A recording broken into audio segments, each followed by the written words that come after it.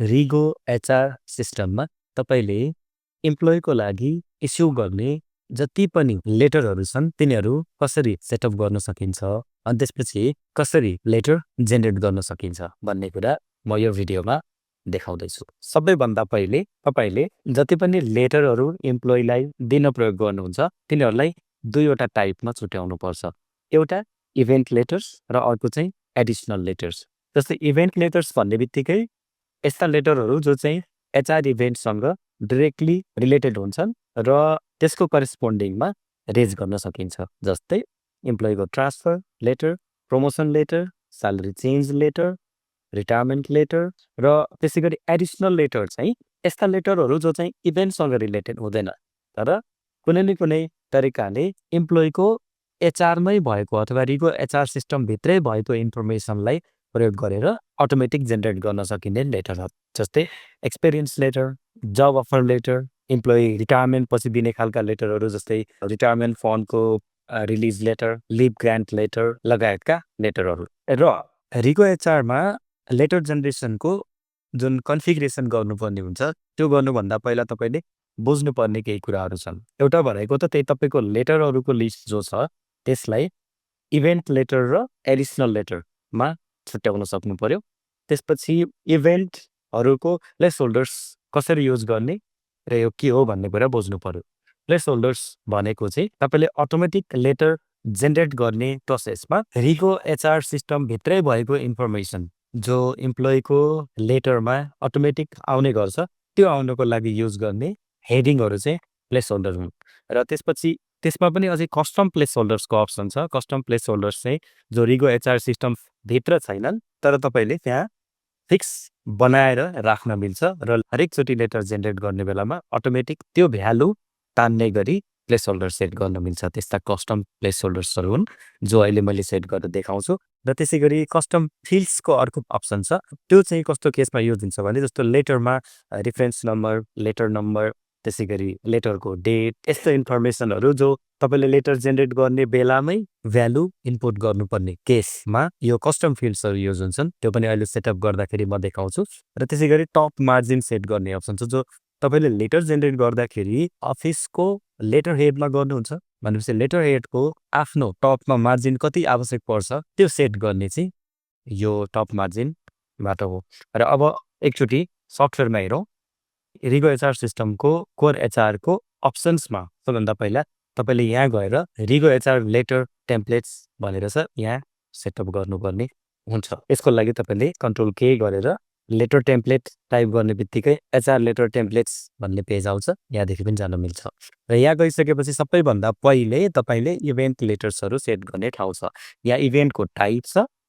यो इभेन्टको टाइप अनि त्यसै गरी इभेन्टहरू यहाँ छन् र हरेक इभेन्टको लागि लेटर तपाईँले बनाउनु पर्ने टेम्प्लेट सेट गर्नुपर्ने केसमा चाहिँ जस्तो ब्रान्च ट्रान्सफर टेम्प्लेट बनाउँदै हुनुहुन्छ सेट गर्दै हुनुहुन्छ भने यहाँ एड गर्नु पर्यो। त्यसपछि एड गर्ने बित्तिकै यहाँ ट्रान्सफर लेटर गरेर राख्नु पर्यो र यहाँ चाहिँ स्याम्पल लेटरको टेम्प्लेट यहाँ सेट गर्नु पर्यो।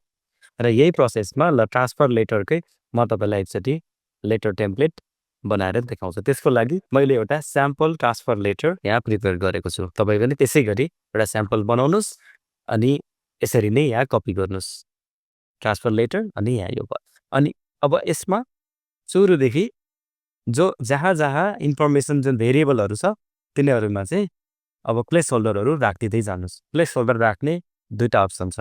प्लेस होल्डरहरू यो साइडमा छन्। सुरुमा यहाँ कम्पनी इन्फर्मेसनसँग रिलेटेड प्लेस होल्डर्स छन् अनि त्यसपछि इम्प्लोइ जेनरल इन्फर्मेसनसँग related placeholders, pay info, त्यसपछि सर्भिस इन्फोको अनि त्यसपछि इभेन्ट इन्फर्मेसनको प्लेस होल्डर्स छन्। र अर्को लास्टमा चाहिँ कस्टम फिल्ड छ। अब यो प्लेस होल्डर कसरी राख्ने भन्नेमा जस्तो मिस्टर रमेश कुमार अधिकारी यो त नाम भयो। यो त हरेक इम्प्लोइको लागि लेटर जेनेरेट गर्ने बेलामा सम्बन्धित इम्प्लोइको नाम चाहिन्छ र सम्बन्धित नामकै यो अगाडिपट्टिको सल्युटेसन चाहिन्छ। त्यसले गर्दा जस्तो मिस्टरमा पनि एउटा प्लेस होल्डर युज गरिदिन्छौँ हामी। त्यो भनेको इम्प्लोइको जेनरल इन्फोभित्र भएकोमा मिस्टर मिस भन्नेवाला छ यसलाई सिलेक्ट गरिदिने। सिम्पली त्यहाँ सिलेक्ट गर्ने अनि यहाँ आएर सिलेक्ट गर्ने गर्न मिल्छ। सिधै टाइप गर्दा पनि हुन्छ। अर्को चाहिँ अप्सन जस्तो यो नाम आउने ठाउँ थियो भने तपाईँले यसलाई हटाइदिनुहोस् अथवा त्यहाँनिर गएर ह्यास इम्प्लोइ फुल नेम यसरी टाइप गरेर इन्टर गर्यो भने पनि प्लेस होल्डर राख्न सकिन्छ। र फेरि एउटा कुरा इम्पोर्टेन्ट छ, यदि कम्पनीको नाम जो यहाँ तपाईँले रिगो एचआर सिस्टममा राख्नुभएको छ, यो डिस्प्ले हुने र लेटरमा आउने लिगल नेम डिफ्रेन्ट छ भने चाहिँ त्यस्तो बेलामा के गर्नु? त्यसको लागि कस्टम प्लेस होल्डर युज गर्न मिल्छ। जसमा कस्टम प्लेस होल्डर छ, यहाँ जाने, यहाँ गएर कम्पनी लिगल नेमको प्लेस होल्डर बनाउँदैछौँ। यसको भ्यालु चाहिँ के हुन्छ? कम्पनी लिगल नेम भन्ने प्लेस होल्डरले के चाहिँ भ्यालु डिस्प्ले गर्छ लेटरमा भन्ने चाहिँ यहाँ हुन्छ। त्यसको लागि यहाँ राखिदिने। यो चाहिँ यहाँ अब कम्पनी लिगल नेम पहिला पनि रहेछ, यो 2 भनेर बस्यो। अब यसलाई लेटरमा कसरी युज गर्ने त भन्दाखेरि यो लेटर टेम्प्लेट डिजाइन गर्दै गरेको ठाउँमा यहाँनिर हामीलाई त्यो चाहिने हो हैन। हाम्रो प्लेस होल्डरको नाम चाहिँ यहाँ कम्पनी लिगल नेम छ, यसमा कम्पनी लिगल नेम यसरी लियो। अब त्यसै गरी सब्जेक्ट त ठिक छ, यसलाई बिचमा ल्याउन पनि मिल्छ, आफ्नो डिजाइन अनुसारको हो यो। अनि यहाँनिर फेरि नाम आयो, नाम कहाँनिर छ? इम्प्लोइ फुल नेम, यसरी ल्याउन मिल्छ। अनि त्यसपछि यो लेटरको कन्टेन्ट भयो, त्यसपछि यहाँ यो ब्रान्चको नाम भयो हैन यो। अब यसमा चाहिँ यो इभेन्टसँग रिलेटेड इन्फर्मेसनको प्लेस होल्डरबाट आउँछ। अब यो चाहिँ कहाँ छ भन्दा एक्जिस्टिङ ब्रान्च हो यो, फ्रम भनेपछि फ्रम एक्जिस्टिङ ब्रान्च। अब टु आवर पोखरा ब्रान्च भनेपछि यो न्यू ब्रान्च भयो। अब डिपार्टमेन्ट पनि छ भने चाहिँ एक्जिस्टिङ डिपार्टमेन्ट, न्यू डिपार्टमेन्ट यहाँ छ, न्यू लोकेसन पनि छ, न्यू रेस्पोन्सिबिलिटी पनि यहाँ छ। अनि यसै गरी अब इफेक्टिभ डेटको ठाउँ रहेछ, यसमा चाहिँ यहाँनिर छ डेट। अब यो डेट पनि यो इभेन्ट इन्फोमै हुन्छ। इफेक्टिभ डेट इङ्ग्लिस, कहिलेसम्म ह्यान्डओभर प्रोसेस सकाउ भन्ने डेट हो। इम्प्लोइ अनुसार फरक हुनसक्छ। एउटा अप्सन के छ भने यहाँ एड इम्पोर्ट गरेर यो कस्टम फिल्ड चाहिँ यस्तोको लागि हो, जस्तै ह्यान्डओभर बाई गर्न सकिन्छ। अनि त्यसपछि यहाँ चाहिँ डेट यो गरेर यो टिक क्लिक गरिसकेपछि यहाँ कस्टम फिल्ड आयो। अब यो फिल्ड यदि यहाँ राखिदिनु भयो भने तपाईँले कुनै इम्प्लोइको लागि यो लेटर जेनेरेट गर्ने बेलामा यो फिल्डको डेट चाहिँ इनपुट सुरुमा माग्छ। अनि तपाईँले राखिसकेपछि लेटर जेनेरेट हुन्छ। त्यसै गरी यो कम्पनीको नाम फेरि यहाँ आयो, यो यहाँ राखिदिउँ। लेटर सिग्नेचर गर्ने मान्छे यदि फिक्स छ भने यो नाम राखिदिँदा भयो।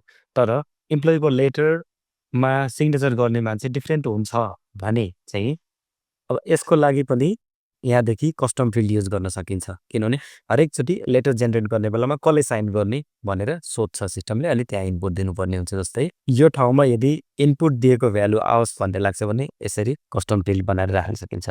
अनि उसको पोस्ट के हो त भन्ने चाहिन्छ भने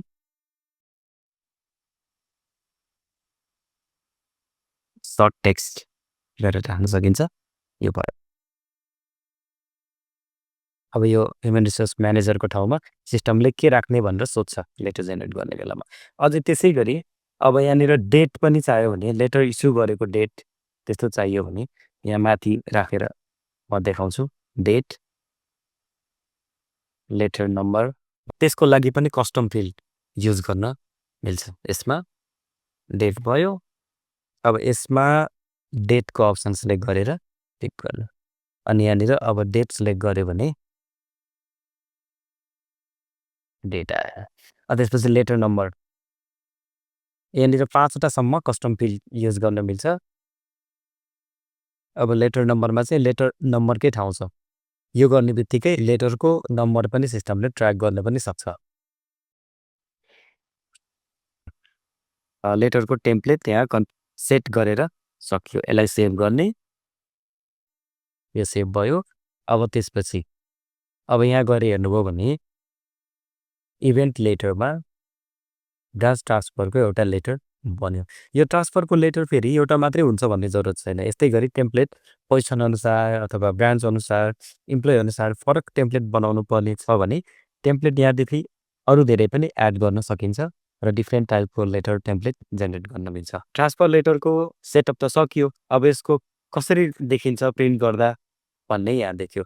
जहाँ जहाँ यो कलरले हाइलाइट गरेको छ यो चाहिँ भ्यालु हरेक लेटरमा इम्प्लोइ अनुसार अथवा इन्ट्री गरे अनुसार आउँछ भन्ने बुझ्नुपर्छ।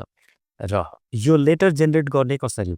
यदि इम्प्लोइ ट्रान्सफर भएको छ भने अब यो ट्रान्सफर लेटर जेनेरेट गर्न सकिन्छ। त्यसको लागि जस्तै अपरेसन नै यहाँनिर इम्प्लोइ इभेन्ट लेटर भन्ने मेनु छ। यो मेनुमा भएर ब्रान्च ट्रान्सफरको लेटर हो। अब यहाँदेखि कसको लागि लेटर जेनेरेट गर्ने हो त? यहाँ गएर डाउनलोड लेटर गर्ने। अनि त्यसपछि यो ट्रान्सफर लेटर हो, ठिक छ। अब ह्यान्डओभर कहिलेसम्म गर्नुपर्ने छ भन्ने हामीले कस्टम फिल्ड राखेको थियो, त्यसले गर्दा यसले सोध्यो। यो डेट राखिदिउँ। अनि त्यसपछि सिग्नेचर बाई कसले गर्ने हो? रिता बानन्दरले गर्ने हो भनेर राखिदिउँ। अनि पोजिसन के हो उहाँको? सिओओ दिउँ। त्यसपछि लेटरको डेट चाहिँ कहिलेको राख्ने? आजको। अनि लेटर नम्बर कति राख्ने? यो यति राखेर अनि जेनेरेट गरिसकेपछि अब यहाँदेखि लेटर सिधै जेनेरेट हुन्छ। यो इभेन्ट लेटरको लागि गर्ने प्रोसेस भयो। अब हेरौँ एडिसनल लेटर, यो एक्सपिरियन्स लेटरको। यसलाई पनि त्यसै गरी यो लेटरको टेम्प्लेट, स्याम्पल टेम्प्लेट रेडी गर्ने, अनि त्यसपछि यसलाई कपी गर्ने, अनि कहाँ प्लेस होल्डर युज गर्नुपर्ने हो त्यो ठाउँलाई हाइलाइट गर्नु सजिलोको लागि। अनि यहाँ गएर यो एडिसनल लेटरमा एड टेम्प्लेट गर्ने, अनि यसमा टेम्प्लेटको नाम यहाँ गएर त्यो टेम्प्लेटलाई सिधा पेस्ट गरिदिने। अनि अब रिफरेन्स नम्बर, त्यसपछि डेट, यो दुईवटा कुरा चाहिँ कस्टम फिल्डबाट युज गर्न सकिन्छ, किनभने यो सफ्टवेयरभित्र हुँदैन।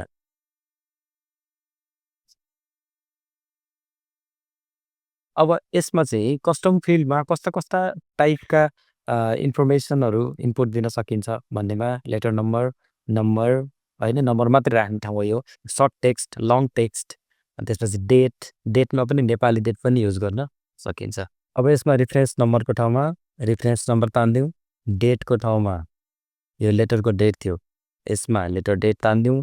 त्यसपछि यो एक्सपिरियन्स लेटर सब्जेक्ट त ठिकै छ, यसलाई अलिकति बिचमा ल्याइदिउँ है। यो अब जस्तो डिजाइन तपाईँलाई गर्नुपर्छ त्यसरी तपाईँले गर्ने हो। नाममा अब इम्प्लोइ फुल नेम गरौँ। त्यसै गरी अब यो डेटहरू जे पनि छन् नि, कहिलेदेखि काम गर्यो, कहिलेसम्म गर्यो, यसो कुराहरू छ, पोस्टहरू छ, यो सबै यो प्लेस होल्डरबाट कम्पनीसँग इन्फो रिलेटेड र त्यसपछि कस्टम प्लेस होल्डर्सहरू यहाँ देखिन्छ। अनि त्यसपछि इम्प्लोइको जेनरल इन्फर्मेसन यहाँ आउँछ, अनि इम्प्लोइको पे इन्फो यहाँ आउँछ। त्यसै गरी सर्भिससँग रिलेटेड इन्फर्मेसन यहाँ आउँछ, र यिनीहरू प्लेस होल्डरलाई युज गरेर लेटरको टेम्प्लेट यसरी यहाँ सेभ गरिसकेपछि टेम्प्लेट बन्छ। जस्तो मैले पहिल्यै बनाइसकेको थिएँ एउटा, यो यहाँ छ। अब यो लेटरको टेम्प्लेट त बन्यो, यसको प्रिभ्यू कस्तो हुन्छ भनेर यहाँ हेर्न पनि मिल्यो। र अब यो एडिसनल लेटर हो। एडिसनल लेटर कसरी जेनेरेट गर्ने भन्ने चाहिँ त्यसको लागि अपरेसनमै यहीँनिर एचआर एडिसनल लेटर्स भनेर छ, अथवा कन्ट्रोल के गरेर एचआर एडिसनल लेटर सर्च गरेर जान पनि सकिन्छ। यसमा जति पनि टेम्प्लेटहरू बनाउनु भएको छ तिनीहरूको लिस्ट आउँछ, प्रिभ्यू गर्न मिल्छ यसरी। र यसलाई जेनेरेट लेटर गरेर कसको लागि जेनेरेट गर्ने, यहाँ गएर अब यसले इनपुट कस्टम फिल्ड्समा इनपुट माग्यो, डेट राख्ने, अनि त्यसपछि अरू पनि कस्टम फिल्ड्सहरू छ भने त्यो राख्ने, र जेनेरेट क्लिक गर्ने बित्तिकै यहाँदेखि लेटर जेनेरेट भएर आउँछ। त्यो चाहिँ वर्ड फाइलमा आउँछ, अनि त्यसलाई प्रिन्ट गर्न मिल्छ। सिस्टममा लेटर जेनेरेसनको हिस्ट्री पनि यहाँ देखिन्छ, कहिले जेनेरेट गरेको थियो, कसको लागि भनेर। र यो लेटर जेनेरेसन सिस्टम तपाईँको आवश्यकता अनुसार कन्फिगरेसन गर्दा, सेटअप गर्दा तपाईँलाई केही कन्फ्युजनहरू छ भने रिगो एचआर कस्टमर सक्सेस टिमसँग कन्ट्याक्ट गर्नुहोला, अथवा यहाँदेखि तपाईँको क्वेरी लेखेर हामीलाई पठाउनुहोला। धन्यवाद।